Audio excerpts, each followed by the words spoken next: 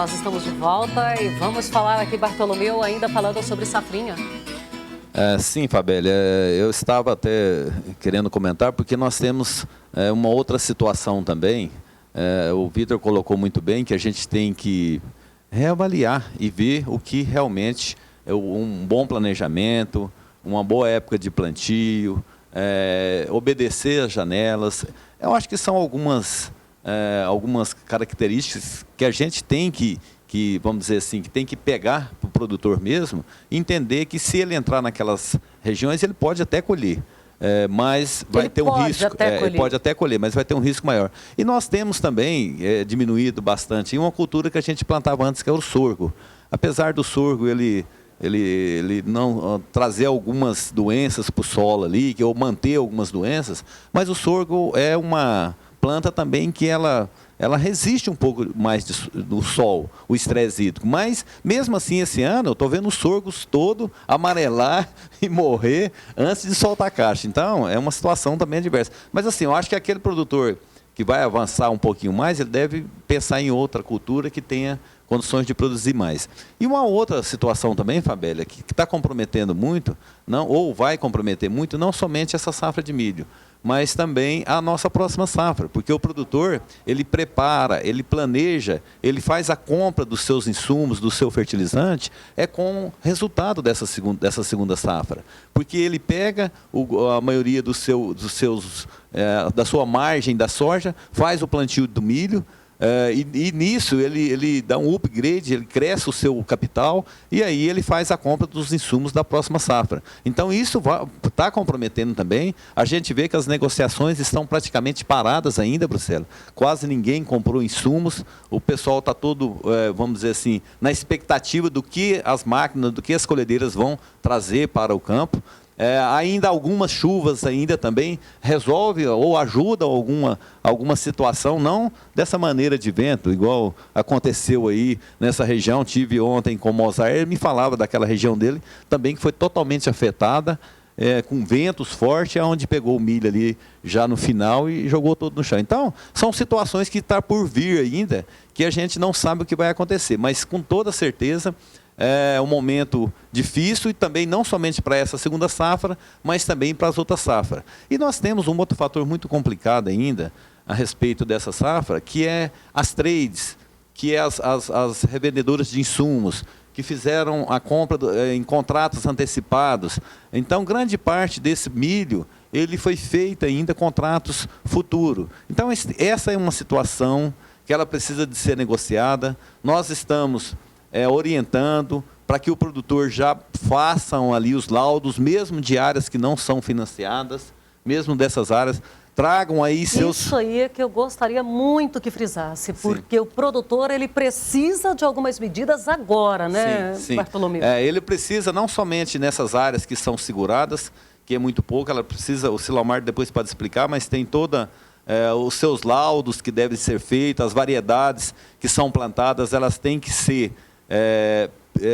de acordo com o zoneamento agrícola da região, tem o período de data de plantio. Então, tudo isso pode afetar e você não receber o seu sinistro depois. Então, a gente tem que estar muito bem orientado, tem que buscar o seu responsável técnico, fazer a avaliação da área financiada, fazer os laudos das áreas que não são financiadas também, façam fotografias, vídeos, tragam os seus parceiros que financiaram, mostram a sua situação, porque daí sim você consegue uma negociação.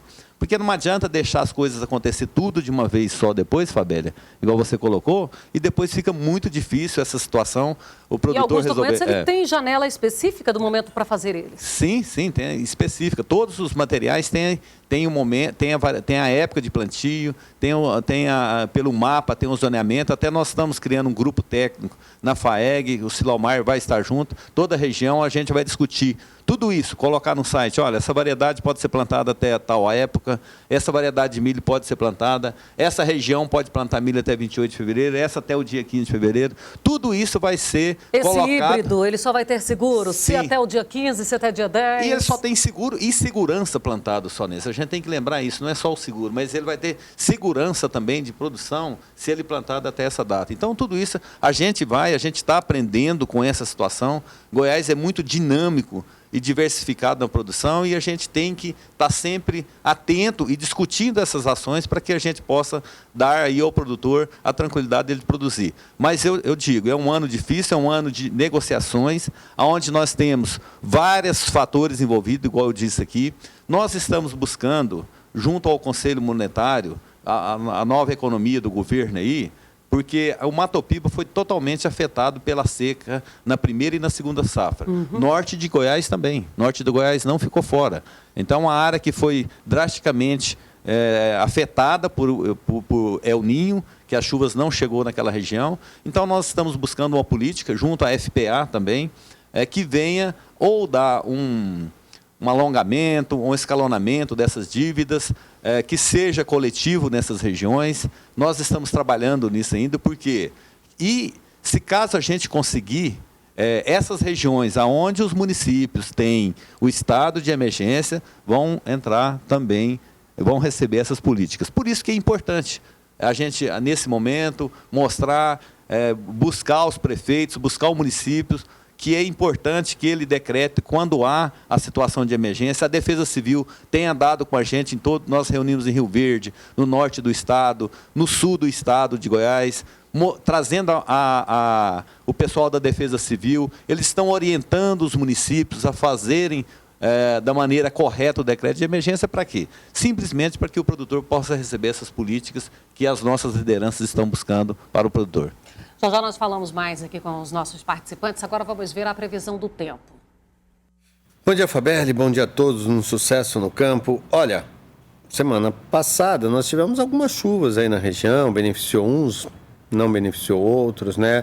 A passagem de uma frente fria pela região sudeste organizou algumas áreas de instabilidades e com isso teve essas pancadas de chuvas localizadas sobre toda a região aí de Jataí, Rio Verde, Mineiro, Chapadão do Sul e outras regiões de Santa Helena. Então, houve registros de chuvas, mas, de uma certa forma, essas chuvas foram muito irregulares, né? Beneficiando uns, não beneficiando os outros.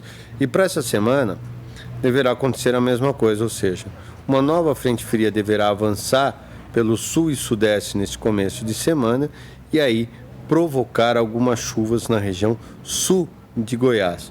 O problema é que essas chuvas serão de baixa intensidade e bastante localizadas, ou seja, não há nenhuma condição para reverter os baixos índices de umidade no solo que estão na região e aí afetando drasticamente as lavouras de milho safrinha, onde já tem regiões que estão há mais de 20 dias ou 30 dias sem receber nenhuma chuvas e com perdas superiores a 40%, né, como foi bem mostrado aí no programa ao longo das últimas semanas.